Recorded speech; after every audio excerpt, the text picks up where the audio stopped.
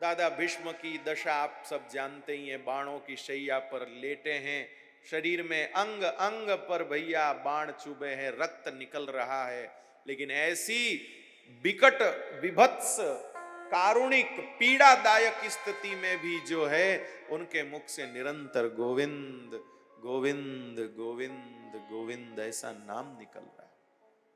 भगवान जाके सामने खड़े हुए, ठाकुर जी के श्रीअंग का स्पर्श करती हुई वायु दादाजी के नाक पर पहुंची, उनको सुगंध आई भगवान के कंठ में धारण की हुई तुलसी माला की, नेत्र खोले, गोविंद तुम आ गए। मुझे पता था आप मुझे दर्शन दिए बिना नहीं जा सकते, अब आप आए हो तो मेरे पे कृपा करो, एक चीज मुझे दे के जाओ, एक मेरी इच्छा पूरी करो। अब ठाकुर जी सोच में पड़ गए। दादाजी कह रहे मेरी इच्छा पूरी करो, अब मैं क्या करूं? तो भैया दादाजी कह रहे मेरी इच्छा पूरी करो। अर्जुन ने कहा भगवान दादा की इच्छा पूरी करो ना, हाँ भर दो। ठाकुर जी कहते तेरे को कुछ जोर नहीं लगता, हाँ भर दो।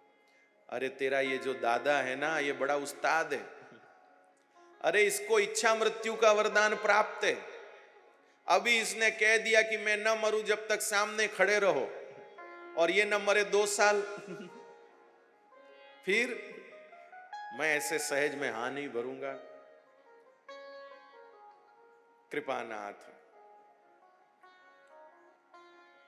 दादा भीष्म समझ गए ठाकुर जी मन में क्या सोच रहे हैं। दादा भीष्म ने कहा सरकार आपका कहीं कोई बंधन नहीं होगा, आप जरा कहें तो सही तो मैं कुछ मांगू।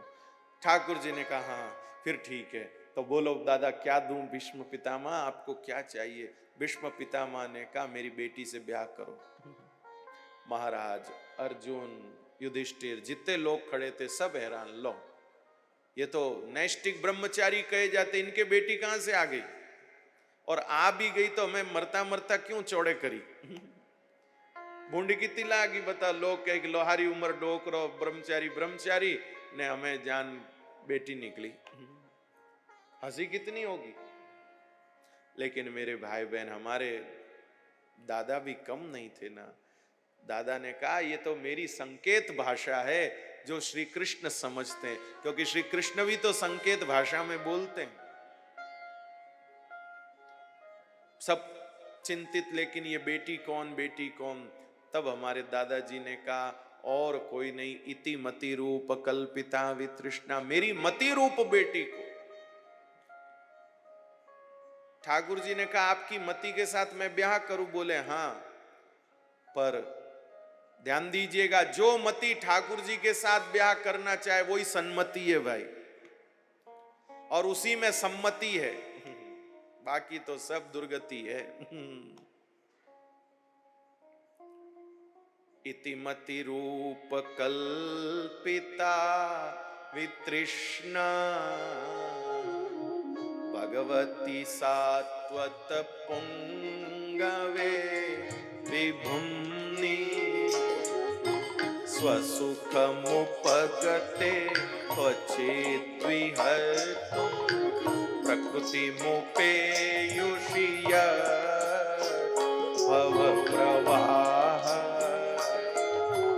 दादा भीष्म कहते हैं हे प्रभु मेरी मति को आपके अलावा और कोई पसंद नहीं है, और उसका प्रमाण क्या है? इति मति रूप कल्पिता वितृष्णा, आपको देखने के बाद मेरी मति ने कोई दूसरी इच्छा ही नहीं करी। आपको देखने के बाद में मेरी मति ने कोई दूसरी इच्छा नहीं करी, बस वो रात दिन क्या देखना चाहती है? त्रिभुवन कमनम तमाल वर्णम रविकर गौरवराम्बरम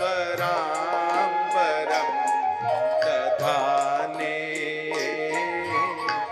वपुरलककुला वृताननाब्जं विजय सखे रतिरस्तु मे वद्या।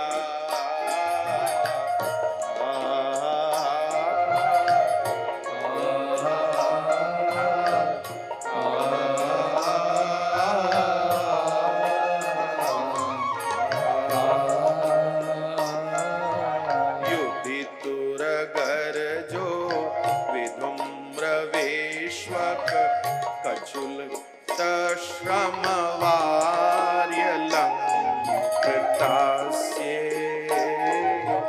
युधितुरगर्जो विधुम्र विश्वक कचलुलित श्रमवार्य लंकृतास्ये मम निश्रित शरे विविद्यमान त्वचि विलसत् कवचेस्तु कृष्ण आत्मा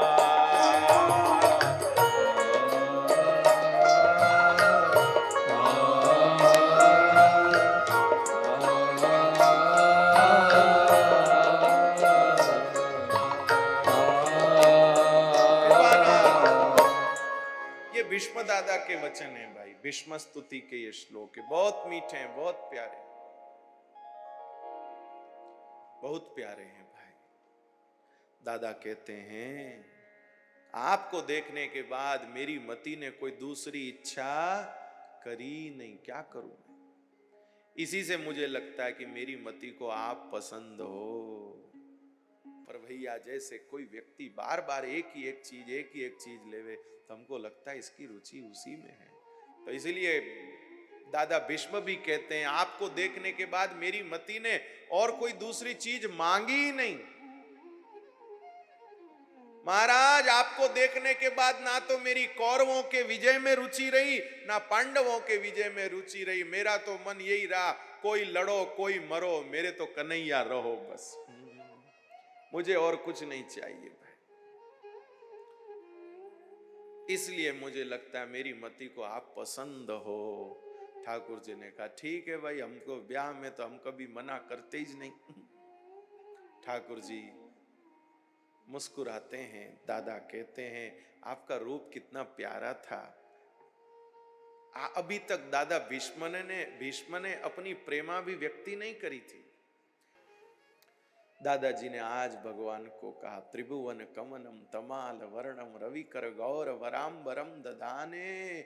आहा हा हा हा प्यारे, आपका त्रिभुवन सुंदर सांवरा सलोना शरीर, श्रीअंग उस पर सूर्य की किरणों के जैसा पीतांबर और श्याम तमाल जैसा श्रीअंग, कमल के जैसे मुख पर लहराती हुई अलकें। आहा हे अर्जुन के सखा, मुझे तो बस आपके चरणों में निष्कपट प्रीति हो। ऐसा दादा भीष्म कहते हैं ठाकुर जी।